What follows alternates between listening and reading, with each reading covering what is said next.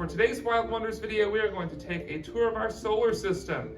We are going to begin with its namesake, the Sun.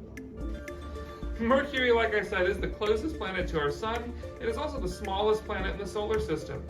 Venus is the second planet from the Sun and the hottest in our solar system. This is the third planet from the Sun, of course, is our home, Earth. It's the only planet in our solar system which is known to have life. Mars here is the fourth planet from the Sun. Mars is known as the red planet because of the rusty rocks and dust that are covering this planet. And now we're going to move past the asteroid belt to our next planet, the largest in our solar system, Jupiter. Jupiter is one of the gas giants.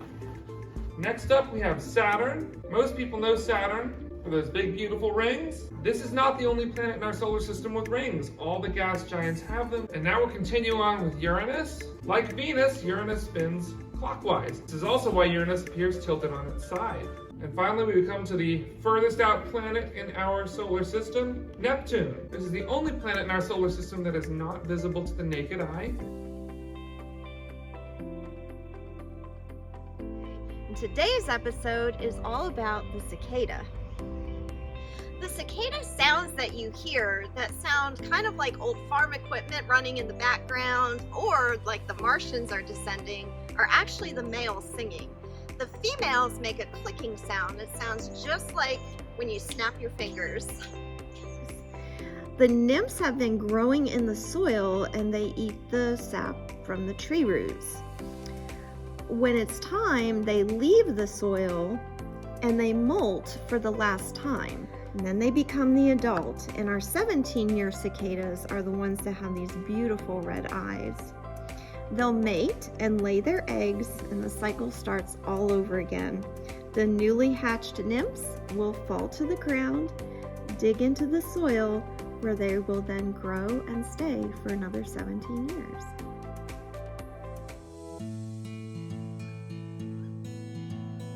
And today's wild wonder is the polar bear. Its Latin name is Ursus martimus, which literally translates to sea bear.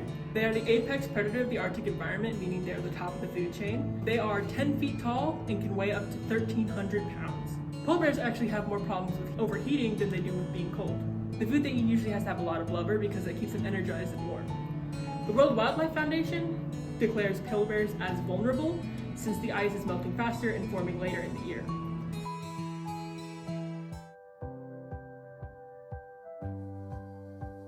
This week's Wild Wonders is all about our lovely snake friends.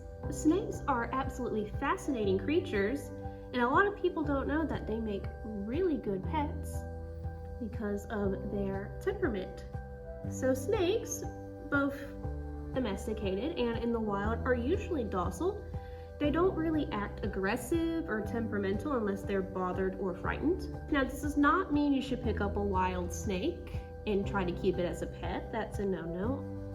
But all of this is just to say that snakes are absolutely fantastic and fascinating creatures. Today I'm going to tell you about red-tailed hawks. Red-tailed hawks are one of the most common birds of prey in the US, Canada, and Mexico. They live for 12 to 28 years, and they're protected under the US Migratory Bird Act, which means it's illegal to kill them or capture them without the proper permits. However, they are really commonly used in falconry because they're very easy to train and really good hunters. A fun fact about red-tailed hawks is that the sound of their cry is commonly used to depict bald eagles on television because the bald eagle cry is softer and people didn't think that it was regal enough to be the bald eagle. Get out there and explore your Carolina world.